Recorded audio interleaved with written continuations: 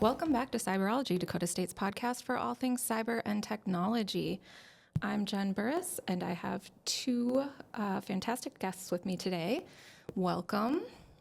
Thank you. Would you like to introduce yourselves? Certainly.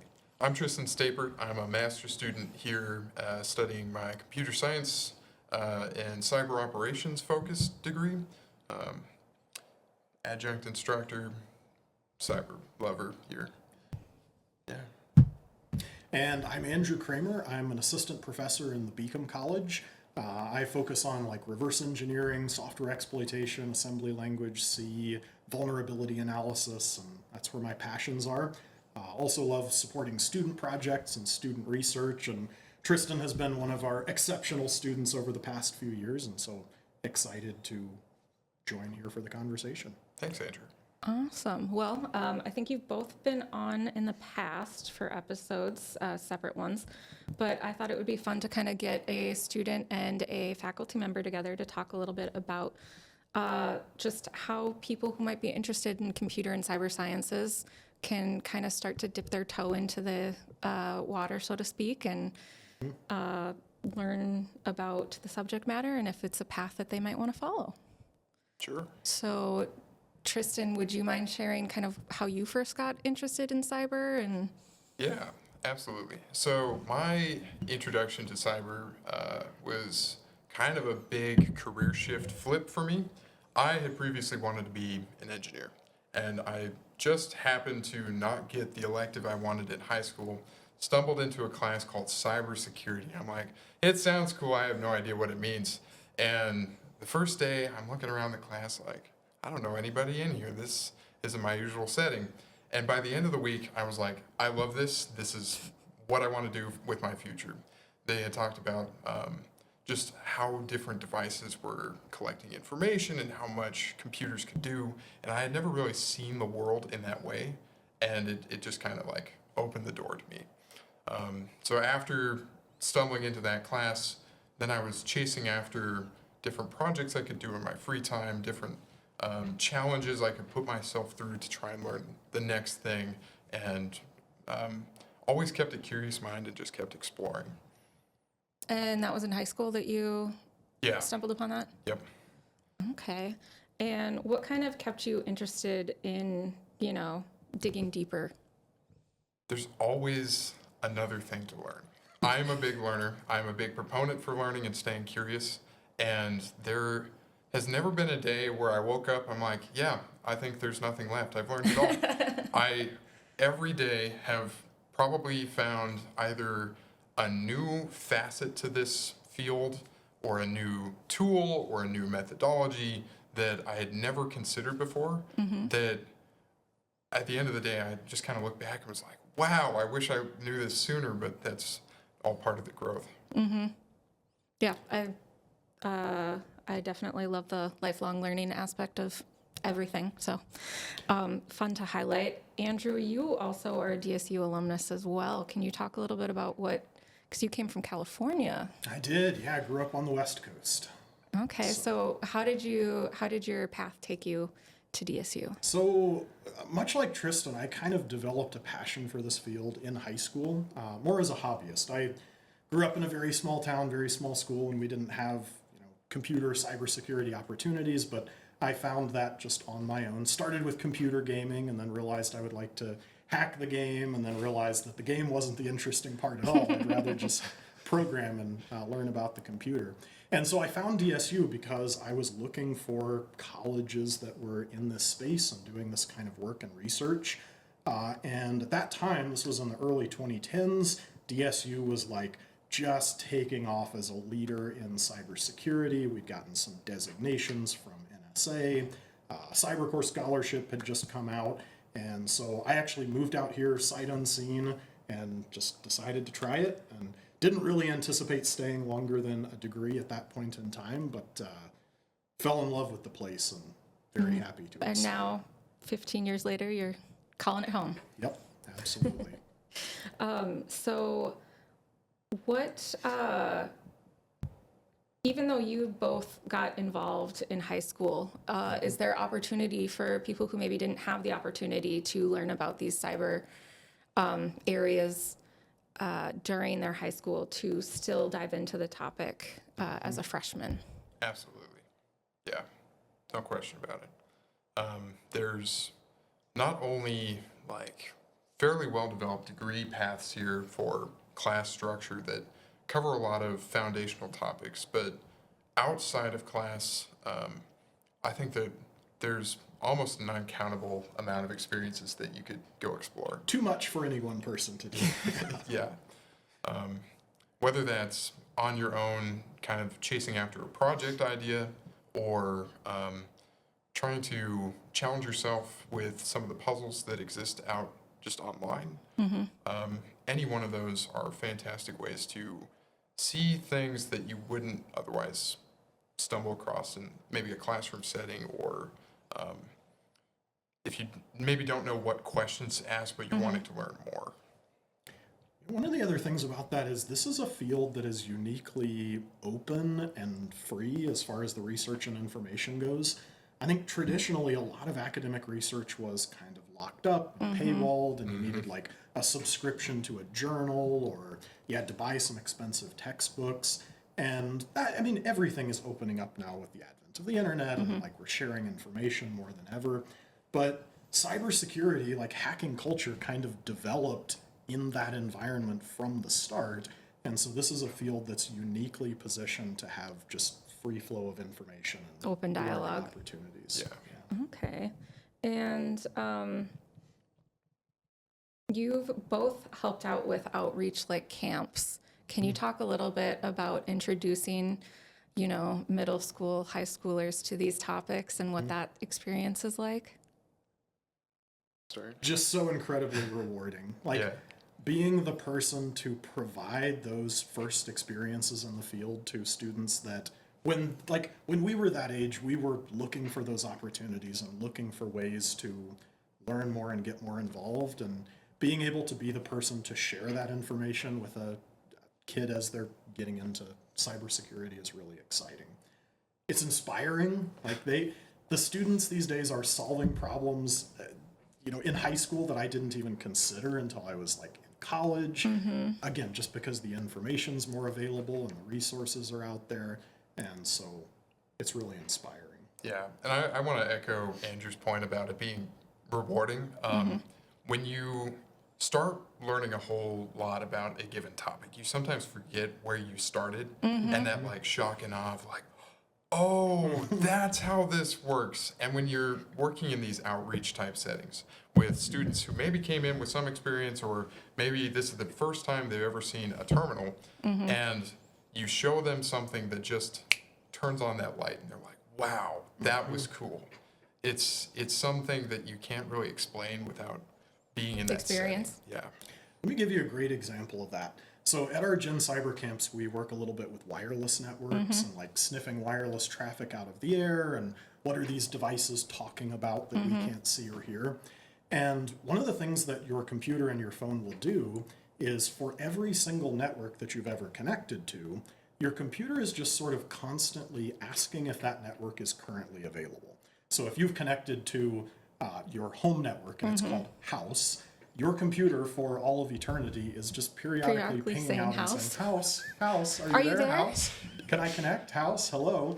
And so, at Gen Cyber, at the camp, we open up the terminal, we set up a wireless adapter, and we listen for all of the traffic.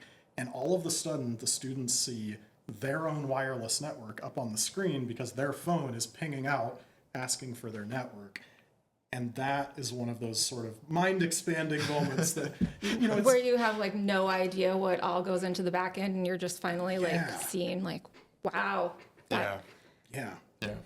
And when you've been doing this for a few years, you just sort of take it for granted and like, oh yeah, it's Oh, a yeah. probe request. Of course, that's how the network works. But to see that for the first time and to watch someone experience that for the first time is inspiring, Yeah. rewarding. And I'm sure that kind of reasserts how far you've come as well in your own cyber journeys. Yes. Yeah. Feel free to speak on this, but I think imposter syndrome is something that a lot of students experience. It does get to be a big And- problem, I think. working with folks who are just starting their journey maybe makes you realize how far you yourself have come and helps with that. I know, I think it was like my senior year of undergrad. I had a period where I was like, man, I don't think I have learned enough in these certain topics to go do something. And then I was showing a friend of mine some of the things I was working on, and they were like, how did you know to put these pieces together? And I was like, well, doesn't it just make sense? And they're like, No. So there's moments like that where even if you feel a little underqualified, sometimes you just need to trust that you've learned enough to this point that even if you're exposed to something you've never seen before, you have the ability to try and figure it out. You've developed the skill set to address the unknown. Yeah, and I think Andrew would probably agree. There's many times in the cybersecurity field that you might come across an unknown that just takes asking different questions or trying things until it works. And how important is it for, particularly in this field, to get comfortable with approaching unknown? I mean, critical. That is the essence of hacking. Yeah. I would define hacking as just using a technology in a way that it wasn't initially intended to be used, and so that Learning just from it. Yeah, that inherently involves the unknown. Okay. And so what are some important foundational concepts to computer and cyber disciplines that people should maybe start out with or start learning about if they're kind of interested in the topic? I think logic is a big part of the early beginnings. If you don't understand why computers do the things they do in the way they do it, it can be very hard to try and grasp some of the bigger concepts that build on that. So logic is all over in networks and the way your information goes from one device to another. It's in computer programming and how you can structure your ideas in a way that the computer can actually implement them. And then if you're getting really advanced into more what Andrew mentioned of like reverse engineering being a passion of his, then you're trying to take logic that exists and understand it in human terms and kind of go backwards. So taking the finalized version and explaining back how you got there, is that, am I Yeah. understanding that right? Okay. Yep. So that's a big start. Yeah. Yeah, I think to that point, like the learning programming, the process of learning to teach a computer to do tricks is like you have to learn to take all of the ideas in your mind about what you want to accomplish and lay them out in a logical order, following a sequence of events and an algorithm maybe to build a piece of software that the computer can run. And then reverse engineering is like, can you do that backwards? Can you take the program that somebody wrote and infer what the human intended The based program on to do. just the code Okay. that you have in front of you? Interesting. And how do you kind of go about deciding where to start your focus? I mean, is it open-ended? I think just passion and interest, right? Like, Yeah. there's so many opportunities to do cool things in different areas: networking, programming, AI, hardware, software. If you come with a good question of like, so I have this device, can I get it to do X? Like one of the things that I happened to have a good friend work on was, could they get a Raspberry Pi to be a hardware VPN? And asking questions like that, where you have a device and most people use it in a certain way, but can you get another thing to happen with it, is kind of the dawn of the passion project idea that Andrew's talking about. If maybe you're not naturally asking all the random questions of like, does this work? Sometimes it's just knowing somebody to work on something with. There's a lot of people that probably ask the question but don't necessarily Follow through. and if you got a teammate to stick with it, then it's a little easier to approach a new idea. The other thing that I would add to that is being curious when something doesn't work or goes wrong. So usually when, somebody experiences an error with their computer or something doesn't go right, the response is, well, dang it, that's Frustration. Yeah, frustration. I think the hacker mindset is to look at that and go, well, Why that's did it weird. happen? Yeah. Why did it do that? How What can else I can it do? how can I fix it, or how can I change that reaction? Yeah, Yeah. or why did it misbehave in that way?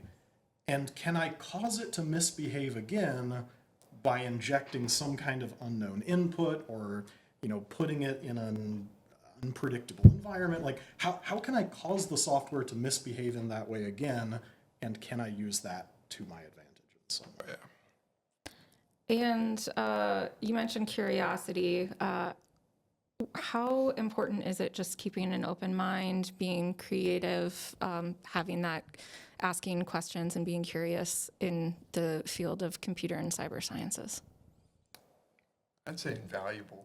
It's one of those assets that you won't necessarily realize how far it'll get you, but if you close your mind off to maybe new ideas or new approaches, then you'll end up in that situation where maybe it would have been worth hearing somebody else out on what they thought could be a novel approach to a problem, or considering a new way to design a system that maybe doesn't react in that broken feature that could maybe be manipulated.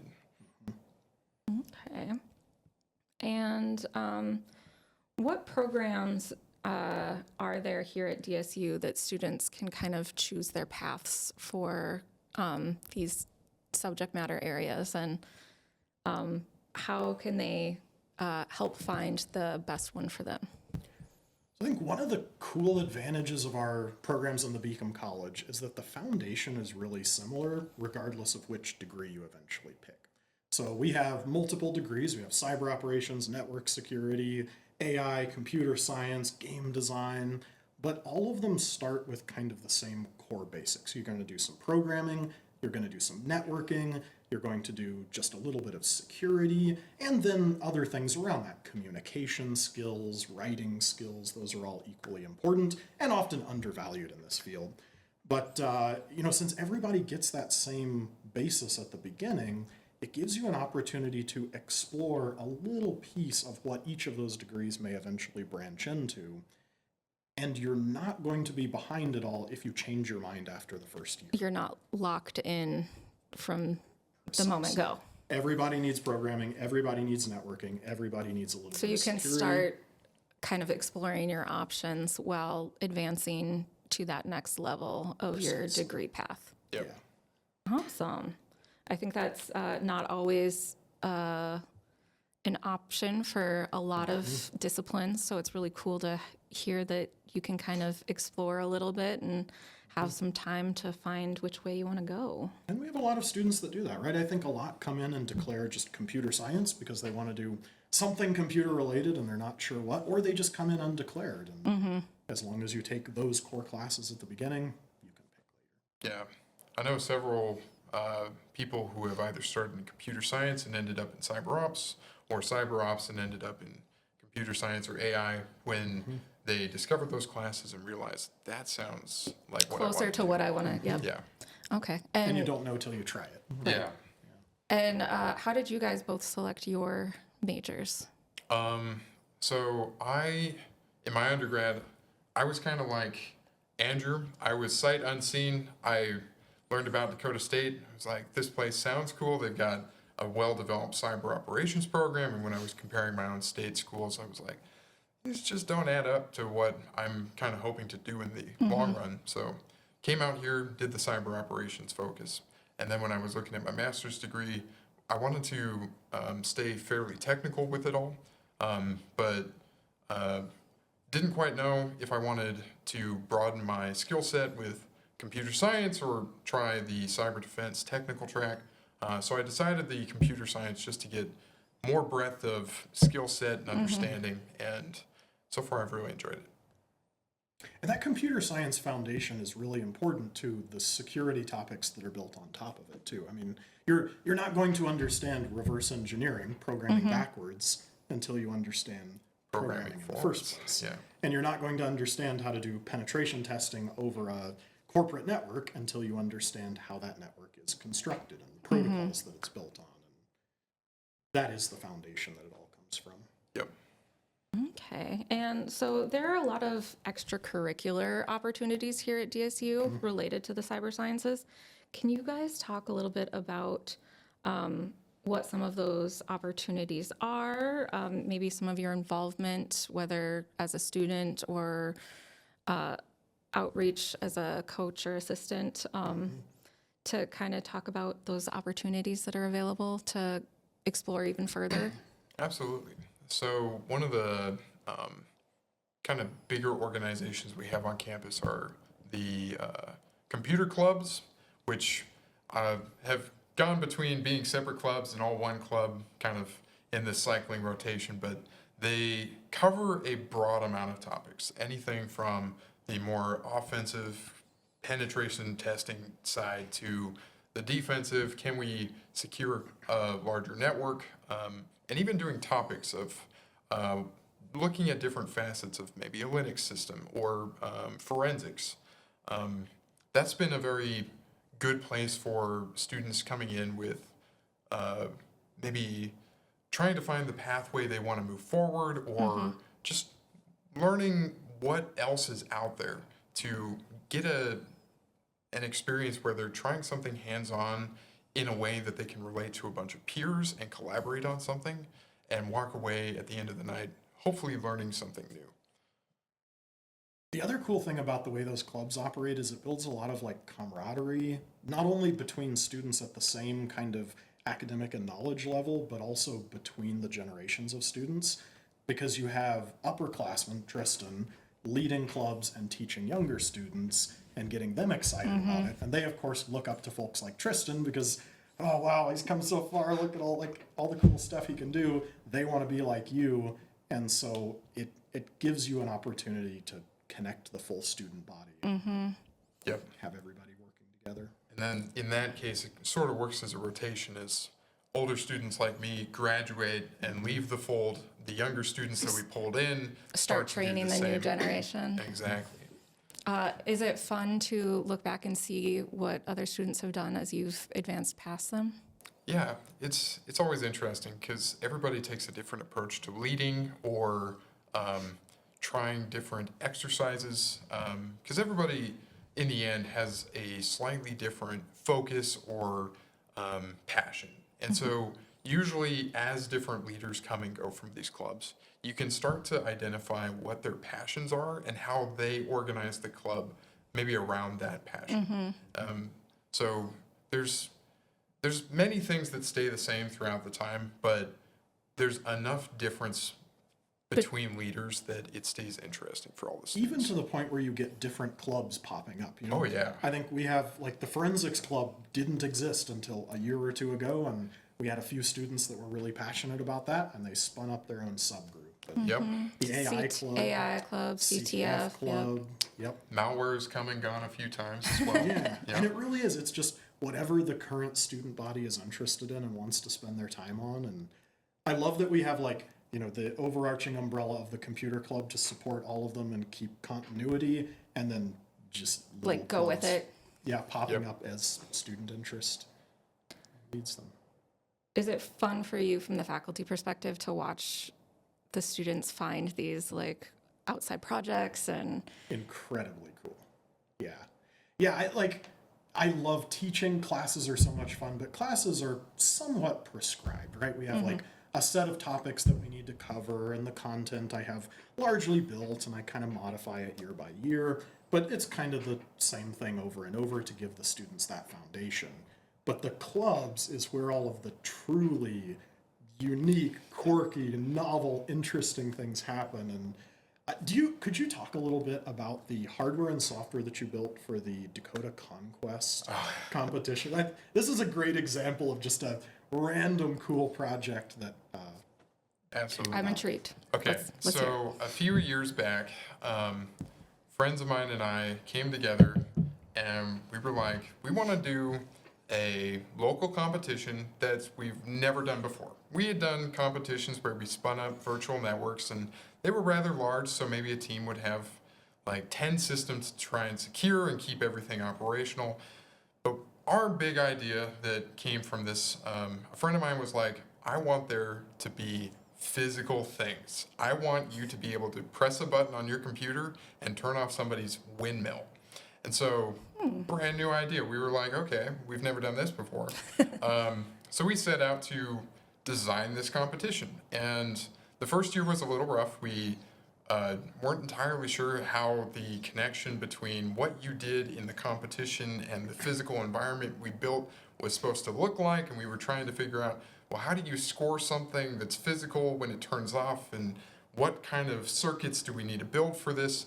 And it was just kind of a mess. But we pulled through, we had a competition, and we got some good feedback from it. Last year, we made take two, and we started again. We came together with a slightly larger group of developers. We had some new ideas on like, okay, the first year we had a traffic light system, but it didn't look so great. How can we make it look better and function better than the year before? We had a water tower. That was a terrible idea. Let's never do that again. What can we Jugs do? of water around the computers tends to cause little stressful. A little nervous. Yeah. So what else can we put in its place? What if we put a crane there, and it maybe as you're functioning on the crane, there's some mechanism that when the crane lifts a payload up, it can trigger something. And so we're trying to think about how to make a gamified city in a way that your various network is physically tied to something you can look out on a table in front of you and see something change. And that was one of the, maybe it was the first time students had really ever put something like that together here. Honestly, I think so. DSU has done a ton of competitions in the past. We've built them, we compete in them, but they've all been digital, right? They're in software. And for the students that are participating in the competition and know what's going on, they can see, you know, the traffic logs or the login requests, and that they understand what's happening in the competition. But it's really hard for outsiders or observers to like, understand what's exactly going on. yeah, to like appreciate the gravity of when they hit enter and it prints out one little line on the screen, what that really means for the computer. that Changing they- the traffic light from red to green. Precisely. So seeing that in a physical manifestation, And how long, so you said you went back for the second year to kind of restructure things. Yep. How long was the planning? What was that like? I can only imagine. So, let's see. The first year, we gave ourselves 3 months. It was tight. We barely scrapped it together, but we had something to show off. it's always harder than you imagine. Absolutely. And given the fact it was the first year we were ever doing it, there were circumstantial challenges that we didn't really foresee, like, oh, we actually have to have enough physical materials for each team to do this. And we had kind of figured like, oh, it should be really easy to ship things in, but then it was like, oh, do we need this part or that part? What do we actually have lying around that we could use? Year two, we tried to give ourselves more or less a semester and a half. So I think that'd be like 8 months. But in reality, it took a while to form the initial development team. Some of the meetings weren't very productive. And so in the end, we had kind of like 4 months. So we're getting better. This past year, we had our best year yet. We had more team members than the years prior. And once again, we set out to give ourselves 2 semesters. We reworked our meetings so that they'd try to be more productive. And in all honesty, a lot of things were significantly better than the years prior. We felt like we had quite a few of the things coming together. We were still kind of cutting it close on some of the physical systems getting built out right and making sure that all the software components we wrote interacted with them well and didn't crash or something. Some of that led to late nights. Every time we built this competition, it's usually the night before. We pull an all-nighter to make it all go. We send everybody off. We have a whole bunch of people laugh, have fun, and then at the end of the day, we all go crash. So it's a good time, but it's a A it's good journey. friendship building exercise. And yeah, so Absolutely. that is camaraderie. done during Dakota Con, is that Yes. correct? Okay. And do you hope or know that it will be continued after? Really hoping. absence? In fact, some of us that have graduated in the past have continued helping, and I'm probably, I told myself, like, maybe I'll give myself a year break. But at the same time, it's so much fun to do, and the time spent with my friends putting together a project like this has been something that I really appreciate throughout college, and I think I would really miss. Okay. And there are many other teams besides just DSU students that participate then in Dakota Con then, We've right? had teams of security professionals just attending the conference, sit down and Nice. play. This past year, we had invites out to a couple regional schools in the area. I don't actually remember if they made it or not. The goal is to try and make it an open competition to whoever wants to play, not just DSU students. Okay. Awesome. Well, that certainly sounds like a lot of fun. I would be excited to see next year's. We also might have some pictures of that we could share. yes, with that would be pictures great. of the devices that you built. We do We have could some. put those up if this is a video. Yes, it will have video option. So what, as you look forward to the future, what kind of roles are there out there in the cyber industry and computer science industry that are available to students like you, and what you're interested in as well to explore as you approach graduation?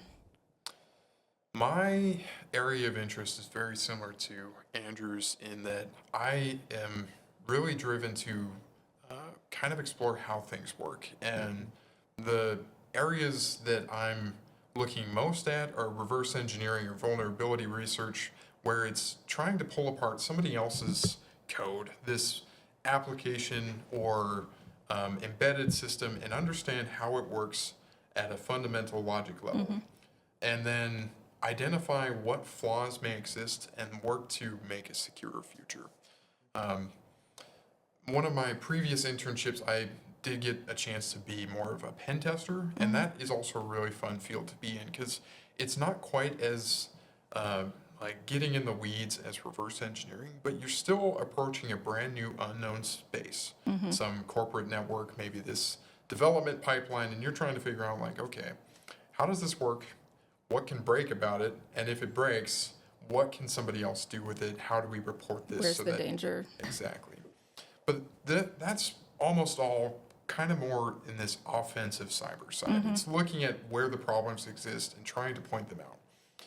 We also have many roles in our field that exist from a defender side. Because a hacker only needs to get lucky once. A defender needs to cover 1,000 bases. So whether you're working in some sort of sysadmin role, trying to manage a network structure or a series of servers hosting some sort of maybe website or financial platform, the roles that they're in are just as important because we need to guarantee these services uptime and that the threats that are found through the offensive measures are patched in ways that guarantee they're no longer available. Eliminating that risk. Yes. And also like looking for threat actors that are already in the network or looking for breaches that have already occurred. I think a lot of defensive security is not just about building up the wall on the outside, but looking around on the inside of the network. Internally and making sure there aren't bad actors that way. And that's really where the defenders have the advantage. Like Tristan's right that an attacker only needs to find one way of a million in, and as long as they have one, that's plenty. But from the defender's side, once the attacker is in, they only need to catch them once. So the attacker might take a million different actions, and if even one single one of those goes Raises a red wrong, flag. they're burned, right? Yeah. So there's a lot of cool opportunities in like threat hunting and incident response and just trying to root out the threat actors that may already be there. How do you find them? How do you detect them? Lots of cool defensive security stuff there. Yeah. And lots of job opportunity openings in this area, right? It feels never ending right now. I don't want to be presumptuous about the No, future, of but course not. it feels like Like, there's endless opportunity. The more we're connected to the internet and our applications and everything else, the more defense we need, right? Turns out the internet isn't a fad. It's here to Getting stay bigger so and far. bigger, so there's always going to be more opportunity. So I am going to wrap up here with a little bit of background on your student research involvement. Sure. So what can you tell me about being involved in research and any projects that you've worked on or enjoy? So Tristan and I did a project together. Do you feel comfortable talking about that one? Yeah, sure. I guess it's published research. So. Yeah. So I wrote a thesis project for graduating the honors program in the undergrad, and came to Andrew Kramer one day. I'm like, I want to do this, and Andrew's like, that's not a good way to structure a research project. It's an exciting way to look at it. But It is. Yeah. You got to slim it down. So I had come to him with this idea of like, I think it'd be really, really cool to try and look for vulnerabilities or problems that exist in online proctoring software. So big question, big topic. How do we boil this down? And Andrew proposed some ideas of maybe looking for flaws in the way it handles student data in particular. So one of the very first things I remember him doing was like, okay, before we set out on this research, let's make sure we don't get the university in trouble. I need you to go do your homework and take a look at the terms of service and figure out if whatever we do seems kind of problematic. And I went home and I read over a bunch of legalese and was like, I think we're okay. So These companies that write the software, they don't really want people looking for bugs in them. They don't want people to find flaws with their software. I mean, they do. Don't get me wrong. They want to find flaws and get them patched, but they don't really want every college student on planet Earth to know trying to poke holes in their software, right? Yeah. And so they have terms of service that dictate what you can and can't do with the software, and particularly if it's, well, we have to be careful about the terms of service, right? Yeah. That doesn't mean that it's necessarily illegal to violate terms of service. I'm not a lawyer, but you need to Neither tread am I. lightly, right? You need to tread very lightly. yeah. Always read terms and services before advancing on anything. It would be respectful to attempt to follow them. Yeah. And so one of the terms was like, please do not reverse engineer or otherwise acquire source code. And we were like, well, it's kind of a bummer. What else can we do with it? And one of the things that we identified as a plausible route to approaching this project was, instead of trying to pull apart and find flaws in the code itself, can we now analyze it from the outside and figure out what it's doing?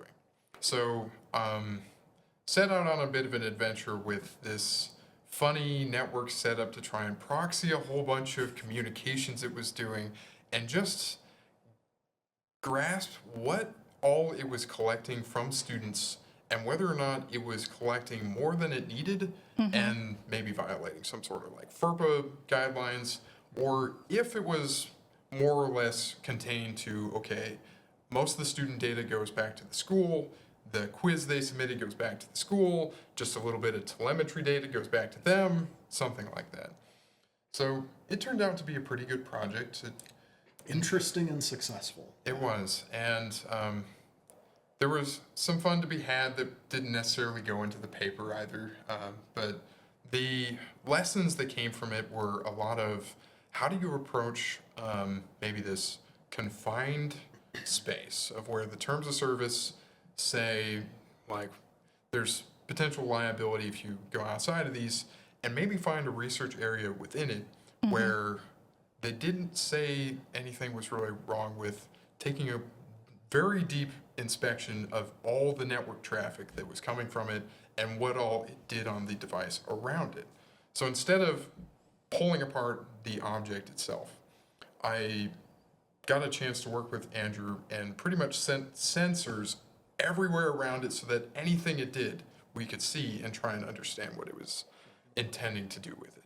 So finding another way to address the situation or problem, kind of. Yeah, in a way that doesn't violate the terms of terms. service. I think another way to look at this same sort of research methodology is like, let's say I have an IoT device, a camera or a router or a doorbell that I purchased from Amazon. It has no brand name, it has no documentation, the company website doesn't exist. I have no idea what this thing is doing. And it might be a lot of work, or I might worry about tearing it apart to like reverse engineer the code and understand it. But what if I just sat on the network in between that device and the internet and just watch what it says? What does it say? Who talks to it? Who does it talk to? And what conversations do they have? And so what Tristan did, that methodology, could then be applied to like IoT research or network infrastructure research. It's useful process. Yeah. Very cool. And students, undergrad and graduate, have opportunities to participate in research? Absolutely. Both official and unofficial. I mean, there's graduate research initiatives, student research initiative is for undergraduates.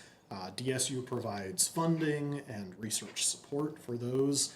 There's the honors thesis process. So there's lots of different ways that students can approach research, but it doesn't have to be formalized like that either. I mean, some of the coolest projects I've ever worked on, and I'm sure Tristan will agree, are just a student and or a faculty member had an idea and they said, what if we tried A, B, and C? And you just sit down and do it. And maybe it gets written up in a blog post, maybe it gets talked about in a club, maybe it becomes a research paper, but it doesn't have to be. Sometimes it can just be fun exploring. Yeah, Absolutely. yeah. I think it's almost better that way. Yeah. Sometimes. A little less pressure, less deadlines. Well, anything that we haven't talked about on these topics that you think would be important to note for our listeners? If you're feeling overwhelmed where to start, just start somewhere. And it doesn't actually really matter where you start.